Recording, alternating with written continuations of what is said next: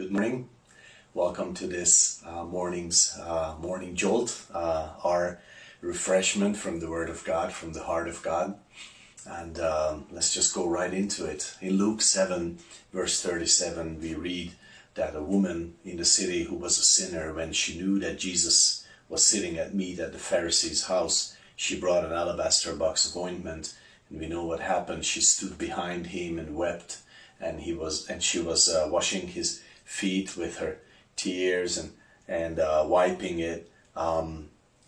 his feet with the hairs of her head, and kissed his feet, and he anointed them with the ointment. And the Pharisee, when he saw this, he spoke in himself, saying, this man, if he were a prophet, he would know what and who this woman was, that she's a sinner.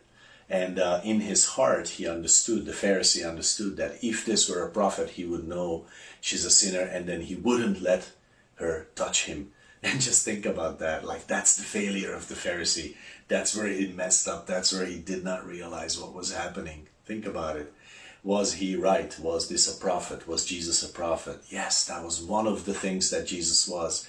He was a prophet. He also is a king. He's God. He's man. We could list a lot of things. But the point is, he was right. This is a prophet. But where he was wrong was obviously that just because Jesus knew that this woman was a sinner, it didn't mean he wouldn't let her touch him. He wouldn't let her minister to him. That's an amazing thought for everyone who would love to see more righteousness and more justice and more law in Christianity. God, forgive your soul. Okay, so that's like the problem. That's like the issue. We would think, if God knew, if God did. But wait a minute, God knows. He knows, He sees, and He allows it. And here is my question. When it comes to a mistake that we make, why didn't God stop that mistake? Well, the Lord allows us to minister to Him with our failures. The Lord allows to pray to Him, for us to pray to Him, and He listens to our prayers despite our failures and weaknesses. And even if we are like this woman and we come to Him, our ministry is received by Him. That's what Hebrews 6:10 witnesses of, that the Lord is not, that He's faithful. He does not forget your labor of love. Think about that whatever you do for the Lord out of love, out of faith, it is not forgotten. It's not belittled by Him. It is not diminished by the fact that you are weak, that I am weak, that we fail, that we mess up, that we don't do the right things. It is obviously an amazingly different thing from how we would view it, because we would be like the Pharisees a lot of times. We would say, that's not perfect, that's not good enough for the Lord.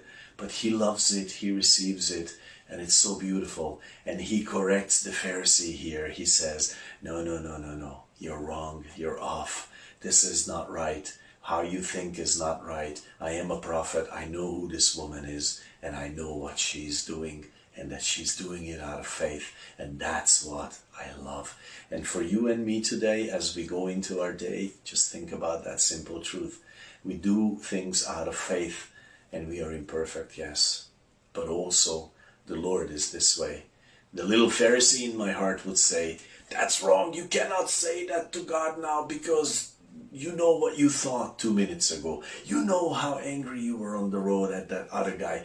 You know how you hate your boss or coworker. And by the way, don't. But that little Pharisee has no right to say that Jesus does not receive our prayer, our ministry, our love, the encouragement we give to someone. It is a labor of love that He loves to see in our lives, regardless of how weak we are. God bless you. God bless your day. And see you soon.